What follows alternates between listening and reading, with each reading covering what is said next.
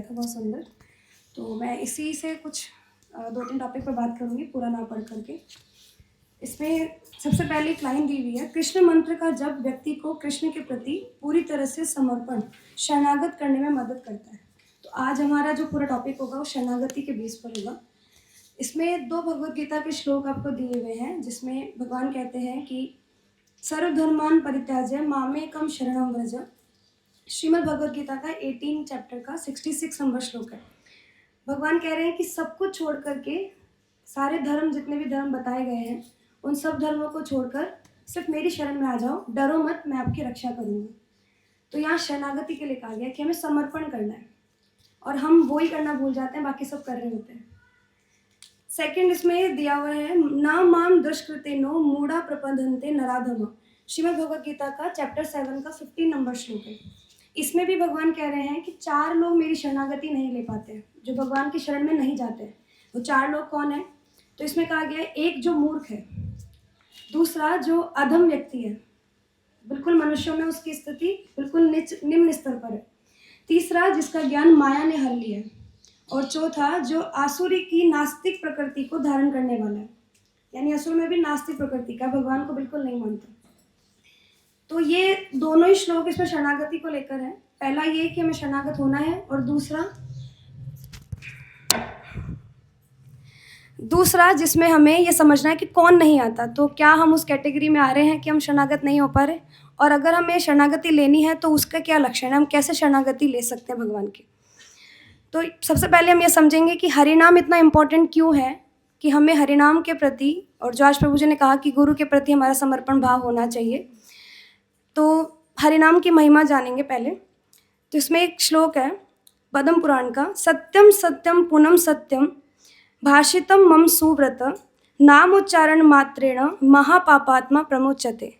उत्तम व्रत का पालन करने वाले, भगवान कह रहे हैं नारद को कि उत्तम व्रत का पालन करने वाले हे नारद, मेरा कथन सत्य है, सत्य है, सत्य है। भगवान ने 3 बार इसकी आवृत्ति की है।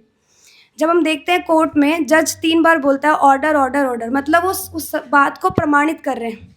तो वो शास्त्रों से ही आया है कि भगवान एक बात को प्रमाणित करने के लिए कह रहे हैं आपको कि सत्य है, सत्य है, सत्य है। भगवान के नामों का उच्चारण करने मात्र से मनुष्य बड़े बड़े पापों से मुक्त हो जाता है। तो आप देखें कि हरि नाम कितना इम्पोर्टेंट है, कि सिर्फ नाम लेने मात्र से हम अपने पाप धो सकते हैं। दूसरा, नास्ति नास्ति महाभाग कली काल साम युगम स्मरणात् कीर्तनात् विष्णु पापत्ते परम पदम। ये स्कंद पुराण का है, जिसमें भगवान कहते हैं महाभाग, हम सब बहुत भाग्यशाली हैं कि हम कलयुग में आए। कली काल के समान दूसरा कोई युग है ही नहीं।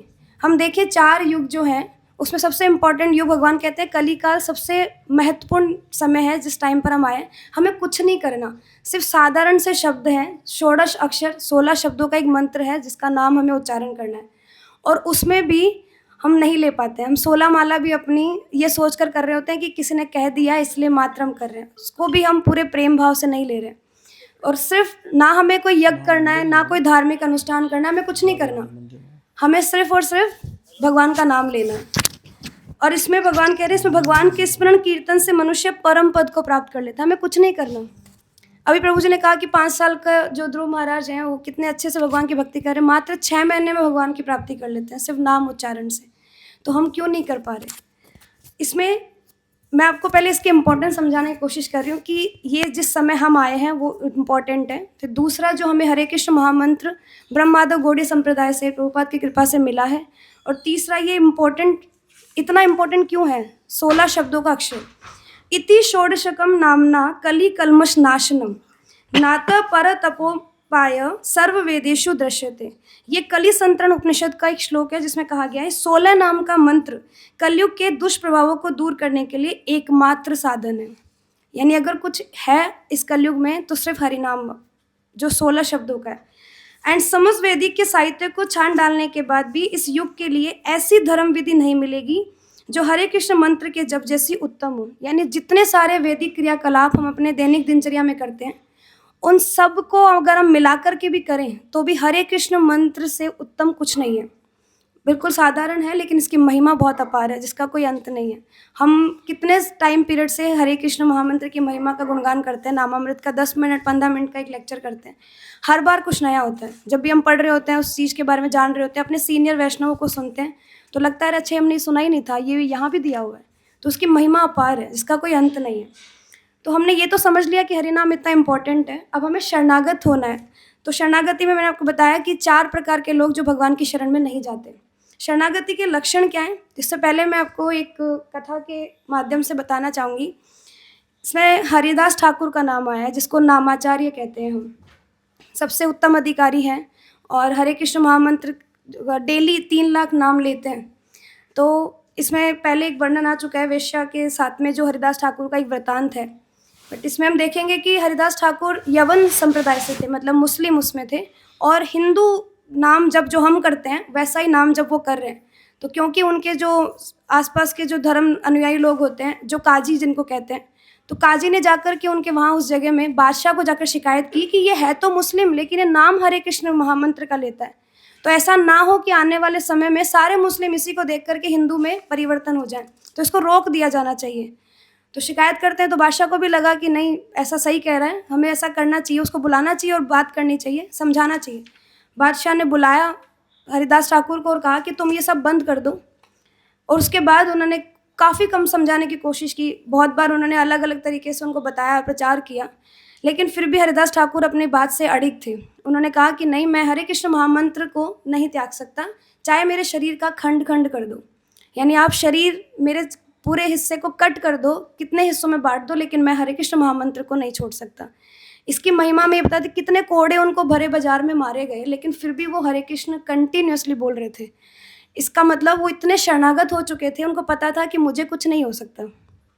और हरिदास ठाकुर, जिनको चैतन्य महाप्रभु ने मतलब अपने हाथ में लेकर के उनको, आप सोचिए, चैतन्य महाप्रभु का आलिंगन करने को मिला, उनका स्पर्श मिला, तो भक्त इतने शरणागत हो चुके हैं, भगवान भी उनकी पीड़ा को सहन कर रहे होते हैं, उनको कुछ नहीं हो रहा, क्योंकि वो तो हरे कृष्ण महामंत्र के आवरण में है ना। इतना सुंदर उनका भाव था कि वो समर्पित कर चुके थे कि जो कुछ हो, पर मैं हरे कृष्ण मंत्र को नहीं त्याग सकता। इसमें शरणागति की एक कथा है श्रीमद् भागवतम के 8 कैंटों में, 3rd नंबर चैप्टर के 2 और 3rd 4th श्लोक में दिया हुआ है। आप सबने सुना होगा ग्राह और गजेंद्र की कथा, जिसमें एक हाथी की कथा आती है जो एक कुंड में गिर जाते हैं तालाब में, और वहाँ पर एक ग्राह जो मगर है, उन दोनों के बीच में बहुत सालों तक युद्ध चलता है, करीबन 1000 वर्ष तक ये युद्ध चलता है। और क्योंकि ये हाथी जो कोशिश कर रहा था कि उसके परिवार के लोग उसे बचा लेंगे, कि उतनी सारी हथीनियाँ, उसकी पत्नियाँ, उसके बच्चे या और भी सब लोग जो तालाब पर खड़े होकर उसको देख रहे थे कि कोई ना कोई मुझे बचा लेगा, और उस कंडीशन में भी उसको लग रहा था कि कोई तो है मेरा, जिसके लिए मैंने अपना पूरा जीवन दिया है, तो कोई तो होगा जो बचा लेगा। इतनी कोशिश करने के बाद भी वो नहीं हो पाया, और 1000 वर्ष तक ये युद्ध चला। जब अंत समय आया तो उन्होंने वही जो हम करते हैं, हरे कृष्ण महामंत्र को उच्चारण करने के लिए हम अपने सर से ऊपर हाथ उठाते हैं। इसका मतलब होता है, ये सिंबल है कि हम भगवान को सरेंडर कर रहे हैं, कि सब कुछ मैं छोड़ चुका हूँ, अब आप ही का सहारा है। इसलिए हम कहते हैं हरे कृष्णा कृष्णा कृष्णा हरे हरे, हरे राम राम राम हरे हरे। तो ये शरणागति का लक्षण, जहाँ वो दोनों हाथ फैला करके कह रहे हैं कि भगवान सिर्फ आप हैं जो मुझे बचा सकते हैं अभी। और कितना सुंदर उसमें भगवान गजेंद्र ने, मतलब कितने अच्छे से पुकारा है भगवान को। तो एक क्वेश्चन उठता है कि गजेंद्र कैसे भगवान की स्तुति कर सकते हैं, वो तो जानवर थे। तो क्योंकि उनका पिछला जन्म इंद्रद्युम्न के रूप में हुआ था, और उन्होंने इतनी जो भक्ति की, जो उनका बचा था, उसकी वजह से उनको इतना कुछ भगवान के बारे में पता था। भगवान बुद्धि देते हैं उस टाइम पर, अंत समय में, जब वो उसका स्मरण कर पाए जो उनका पिछला जो जन्म था।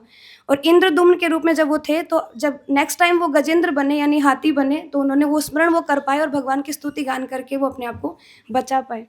तो भक्ति जो हम सब कर रहे हैं वो कभी नाश नहीं होती। प्रभु जी कहते हैं भगवद गीता का चैप्टर नंबर 2 का 40 श्लोक, नाह विक्रम नाशिनो, भगवान कहते हैं भक्ति का कभी नाश नहीं होता।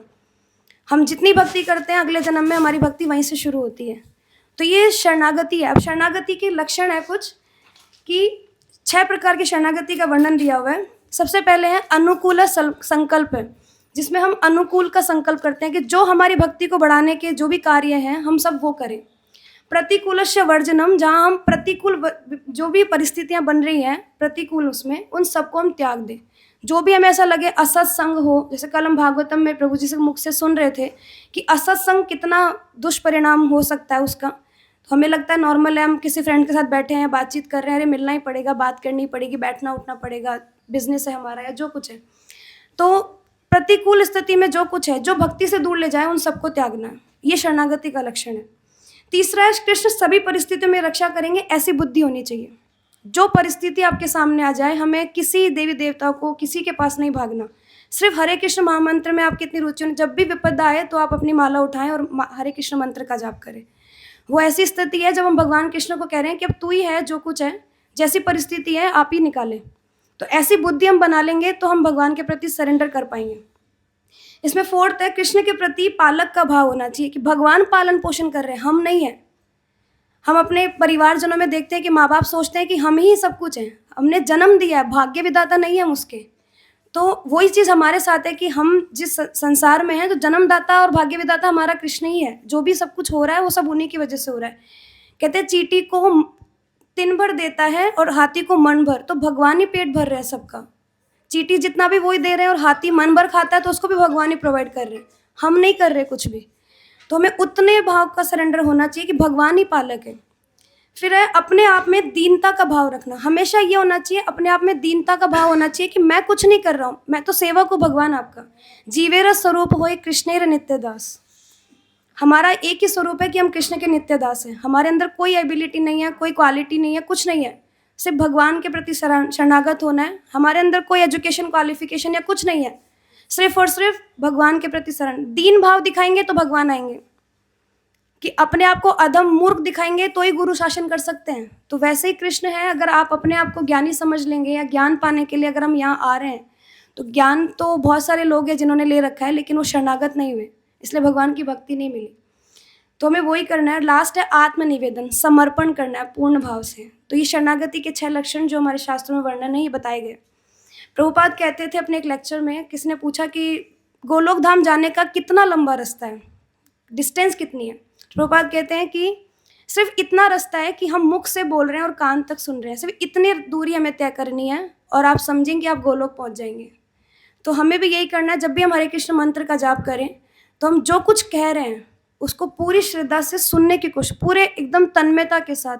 अपना ध्यान सिर्फ इसी चीज़ पर होना चाहिए कि जो मंत्र हम उच्चारण कर रहे हैं, एक एक वर्ड हम सुन रहे हैं उसको, और कहीं ध्यान हमारा ना जाए। और जहाँ आप बीच में चूके आपका ध्यान भटक जाएगा। तो आपकी कोशिश ये होनी चाहिए कि मुख से सुनना है, बोलना है और कान से सुनना है। तो इतना ही कहकर मैं अपनी बात को विराम दूंगी। हरे कृष्ण कृष्ण कृष्ण हरे हरे, हरे राम राम राम हरे।